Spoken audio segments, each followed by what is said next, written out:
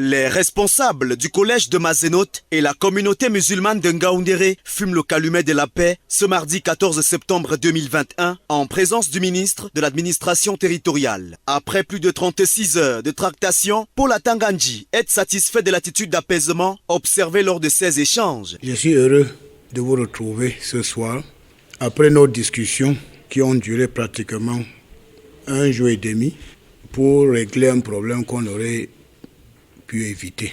Je voudrais féliciter les catholiques et les musulmans pour l'attitude d'apaisement affichée tout au long de nos discussions. Il y a eu ce malentendu au collège Mazenote, un collège de référence que nous connaissons tous. L'évêque était en mission à l'étranger, il a écourté sa mission pour revenir. Et nous avons discuté, nous avons examiné ce problème.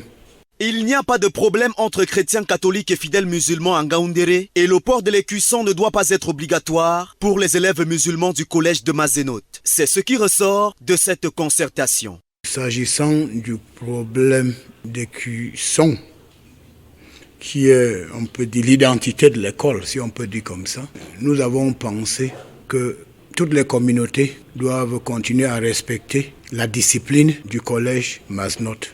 Toutefois, le Cameroun étant un pays laïque, le port de ce badge, cet écusson, n'est pas obligatoire pour les élèves musulmans qui sont dans cette école. Les deux parties expriment toute leur joie et promettent d'œuvrer dans l'harmonie afin d'assurer et de permettre aux élèves de cette localité de bénéficier d'une éducation de qualité dans un environnement agréable pour un bel avenir. Après qu'on a suivi ces problèmes, donc le ministre est venu et on a trouvé les solutions à ces problèmes que l'imam avait déclarés. On peut dire merci au gouvernement de penser à nous et cette école a été fondée par nos parents.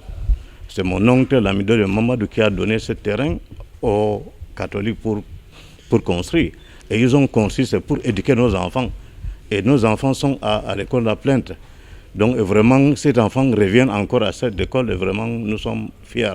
Vraiment, merci beaucoup au ministre d'avoir nous réconciliés. À partir de demain, tous ces enfants iront à l'école. Ceux qui n'ont pas exprimé, on va voir avec l'évêque de les faciliter de réinscrire ces enfants. Nous sommes contents aujourd'hui de nous retrouver pour échanger, n'est-ce pas, concernant ce malaise, n'est-ce pas, que nous avons tous vécu. Et je crois que si nous sommes là aujourd'hui, c'est pour trouver une solution, c'est pour travailler à cette cohabitation pacifique qui a toujours existé, n'est-ce pas, dans la Damawa, entre les chrétiens, n'est-ce pas, et les musulmans. Et nous saluons cela.